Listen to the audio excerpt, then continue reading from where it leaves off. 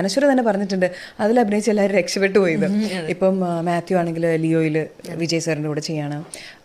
ഇപ്പം പ്രേമലു അവിടെ മമിതയും നസ്ലിനും കൂടി അവർ അവിടെ ഭയങ്കര ഒരു നല്ല ഇതായി മാറി. അങ്ങനെ ട്രെൻഡിങ്ങായി എല്ലാവരും മുന്നോട്ട് പോയൊരു സമയമാണ്. എൻ്റെ അറിവിൽ നിങ്ങളെല്ലാവരും സുഹൃത്തുക്കളായിട്ടുള്ള ഒരു ഇതാണ്. അപ്പോൾ നിങ്ങൾ അങ്ങനെ മുന്നോട്ട് പോയി. പക്ഷേ പലപ്പോഴും ഞാൻ കാണാറുള്ളത് കമ്പാരിസൺസ് ആണ്.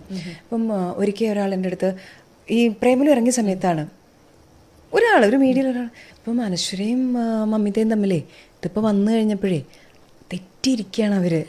എന്താ അവർ തെറ്റിയ അത് അവരുടെ ആ ഫെയിം അവർക്ക് ഹാൻഡിൽ ചെയ്യാൻ പറ്റാഞ്ഞിട്ട് ഒരു സിനിമ മമിതയ്ക്ക് നന്നായി വരുമ്പോൾ അനശ്വരയ്ക്ക് ഭയങ്കര ബുദ്ധിമുട്ടാണ് എൻ്റെ അടുത്ത് പറഞ്ഞു. എനിക്ക് ശരിക്കും ചിരിയാ വന്നേ അത് കേട്ട് കഴിയുമ്പോൾ.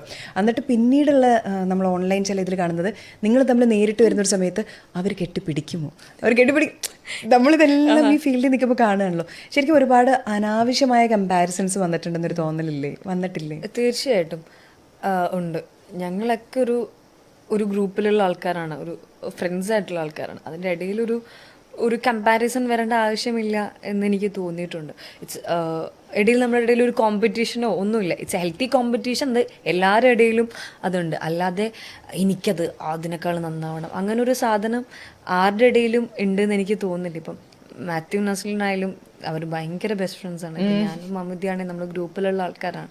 അപ്പം അതിൻ്റെ ഇടയിലൊരു കമ്പാരിസണോ ഇത് ആരാണ് ബെസ്റ്റ് എന്നോ ആരാണ് ബെറ്റർ എന്നോ എന്നുള്ളൊരു കോമ്പറ്റീഷനോ ഒരു മത്സരത്തിനോ അല്ല നമ്മളിവിടെ ഇരിക്കുന്നത്.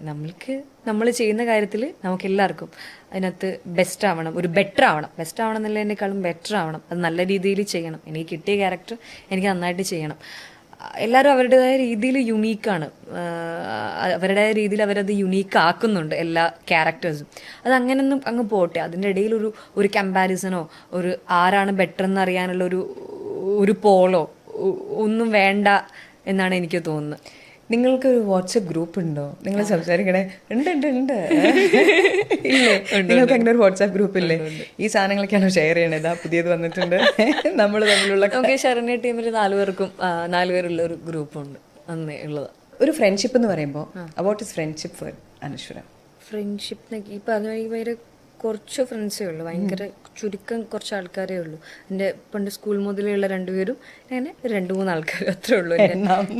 കയ്യിലെണ്ണം അത്രേ ഉള്ളൂ. ഇൻക്ലൂഡിങ് എൻ്റെ ചേച്ചി ഒരു 5 പേര് എൻ്റെ ഗ്രൂപ്പായിട്ട് മൊത്തം സർക്കിളായിട്ട്.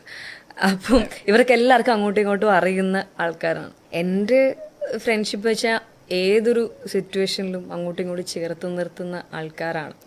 എൻ്റെ ഒരു മോശ സമയത്ത് ഞാൻ ഒരു coat വായിച്ചിട്ടുണ്ടായിരുന്നു. She clapped harder for me that I couldn't hear that where